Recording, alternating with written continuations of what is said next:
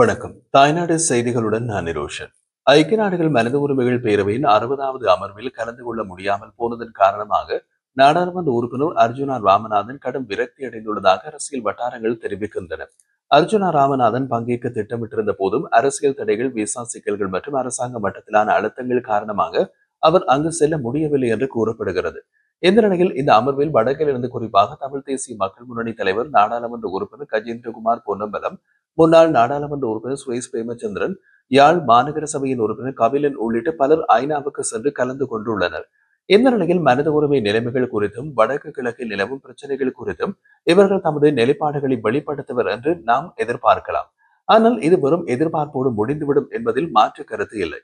ஏனென்றால் இதற்கு முன்னரும் ஐக்கிய நாடுகள் மனித உரிமைகள் பேரவையில் அமர்வுகளில் இவர்கள் கலந்து கொண்டிருக்கின்றார்கள். அப்போதே எதையும் செய்ய முடியாதவர்களினால் இப்போது முடியுமா என்பது கேள்விக்குறி.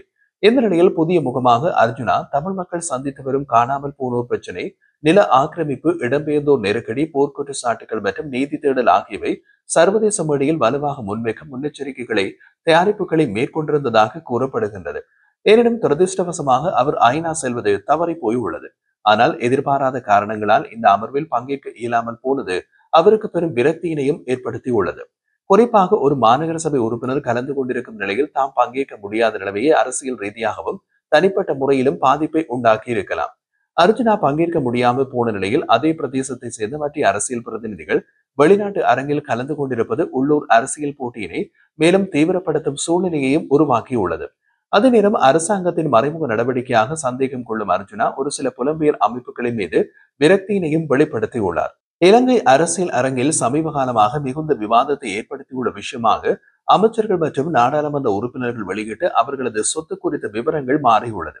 இலங்கை அரசியல் துறையில் பெரும் கவனத்தினை ஈர்த்த முக்கியமான முன்னேற்றமாக லஞ்ச மற்றும் ஊழல் ஒழிப்பு ஆணைக்குழு 2025ஆம் ஆண்டுக்கான ஜனாதிபதி, பிரதமர், அமைச்சர்கள், நாடாளுமன்ற உறுப்பினர்கள் மற்றும் ஆளும் கட்சி பிரதிநிதிகளின் பலரின் சொத்து மற்றும் பொறுப்பு விவரங்களை பொதுமக்கள் பார்வைக்கு கொண்டு வந்துள்ளது. இலங்கை அரசியலமைப்பு சட்டத்தின் கீழ் அரசியல்வாதிகள், உயர்மட்ட அரசு அதிகாரிகள், சில குறிப்பிட்ட பொதுத்துறை பணியாளர்கள் ஆண்டுதோறும் தங்கள் சொத்துக்கள், கடன்கள், வருமானம் மற்றும் பொறுப்புகளை வெளிப்படுத்த வேண்டியது கட்டாயமாக்கப்பட்டுள்ளது. அரசியல் நிதி வெளிப்படைத்தன்மை, ஊழல் தடுப்பு மற்றும் பொதுமக்களின் நம்பிக்கையினை நிலைநிறுத்துதல் போன்றன காரணமாக இது காணப்படுகின்றது. இந்த ஆண்டு வெளியிடப்பட்ட பட்டியலில் ஜனாதிபதி அனுருகுமார திசாநாயக்க உட்பட ஆட்சியின் உச்சமட்ட தலைவர்களின் விவரங்கள் மற்றும் அவர்களின் சொத்துக்கள் வெளிப்படுத்தப்பட்டிருக்கிறது. குறிப்பாக ஆவணங்களின் நிலங்கள், வீடுகள், வணிக கட்டடங்கள் போன்ற நிலையான சொத்துக்கள், வங்கிக் கணக்குகள், பங்குகள், பத்திரங்கள் போன்ற நிதி சொத்துக்கள், வாகனங்கள், நகைகள், மதிப்புள்ள தனிப்பட்ட உடைமைகள், உள்ளூர் மற்றும் வெளிநாட்டு முதலீடுகள், தனிநபர் அல்லது குடும்பத்தினர் பெற்றிருக்கும் கடன்கள் மற்றும் பொறுப்புகள் என்று அனைத்தும் விரிவாக பட்டியலிடப்பட்டுள்ளது. குறித்த விடயம் தொடர்பாக தேசிய மக்கள் சக்தியின் நாடாளுமன்ற உறுப்பினர் தேவானந்த சுரவீர கருத்து தெரிவித்த போது, அரசாங்கத்தில் உள்ள சில அமைச்சர்கள் மீது சொத்து விவரங்கள் தொடர்பாக கேள்விகள் எழுப்புபவர்களே உண்மையில் தங்கள் சொத்துக்கள் மற்றும் பொறுப்புகளை மறைத்து வருகின்றார்கள் என்று குறிப்பிட்டுள்ளார். ஊழலை ஒழித்து நாட்டை சுத்தப்படுத்துவோம் என்று அதிகாரத்துக்கு வந்து தேசிய மக்கள் சக்தி அரசாங்கத்தின் மீது எதிர்க்கட்சிகள் தொடர்ந்து குற்றச்சாட்டுகளை முன்வைத்து வருவதாக தெரிவித்தார். லஞ்சம் மற்றும் ஊழல் ஒழிப்பு ஆணைக்குழுவினால் சமீபத்திய வெளியீட்டின்படி அமைச்சர் வசந்த சமரசிங்க வெளியிட்டுள்ள சொத்து விவரங்களே விவாதங்களை தூண்டியுள்ளது. அதன்படி வணிக கட்டிடங்களின் பெறுமதி 23,50,00,000, காணி மற்றும் வீடுகள் 1 கோடி, சூரிய மின்கல கட்டமைப்பு 65 லட்சம், தங்க நகைகள் 45,50,000 என்று உள்ளடங்கலாக இவற்றின் மொத்த மதிப்பு சுமார் 270 மில்லியன் ரூபாய். இந்த சொத்துக்களை அவர் எவ்வாறு சம்பாதித்தார் என்பது தெளிவுபடுத்தப்பட வேண்டும் என்று ஐக்கிய மக்கள் சக்தி வலியுறுத்தியுள்ளது.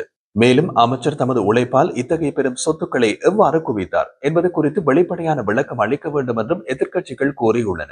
எதிர்க்கட்சிகளின் இந்த குற்றச்சாட்டுகளுக்கு பதிலளிக்கும் விதமாக நாடாளுமன்ற உறுப்பினர் தேவானந்த சுரவீர, சொத்து விவரங்களை மறைப்பவர்கள் மற்றவர்களை குற்றம் சாட்டுவதே அரசியலின் மிகப்பெரிய முரண்பாடு என்று வலியுறுத்தினார்.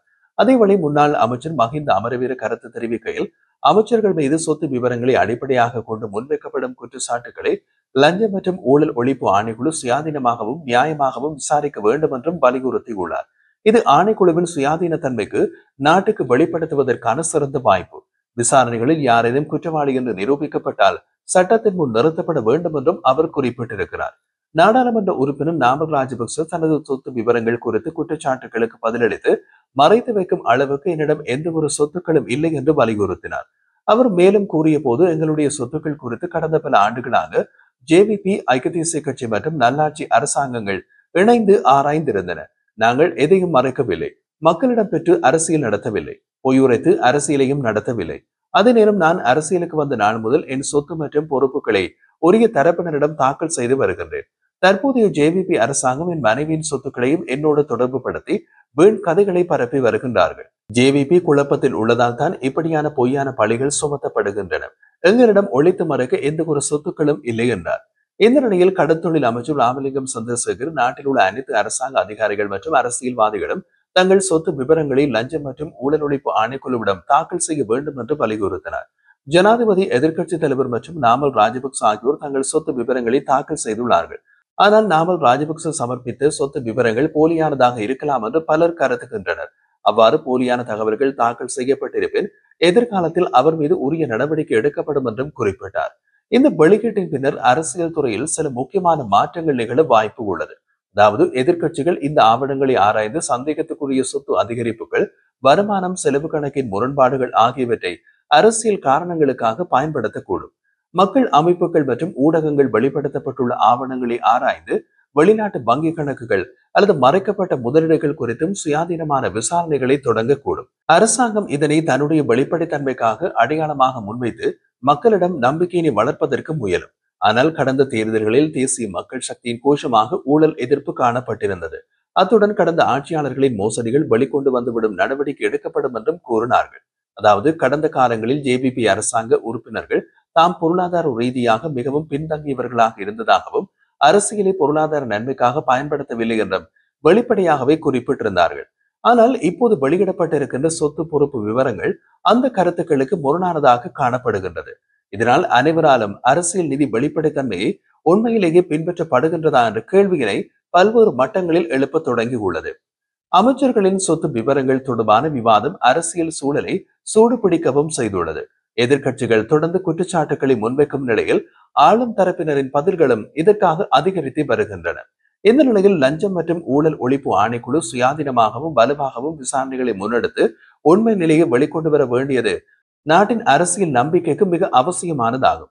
குறிப்பாக அமைச்சர் வசந்த சமரசிங்க வெளியிட்டுள்ள சொத்து விவரங்களின் அடிப்படையில் அவர் எவ்வாறு அவற்றை சம்பாதித்தார் என்பது குறித்து விசாரணை நடத்தப்பட வேண்டும் என்று எதிர்க்கட்சிகள் கோரிக்கை விடுத்து வருகின்றன.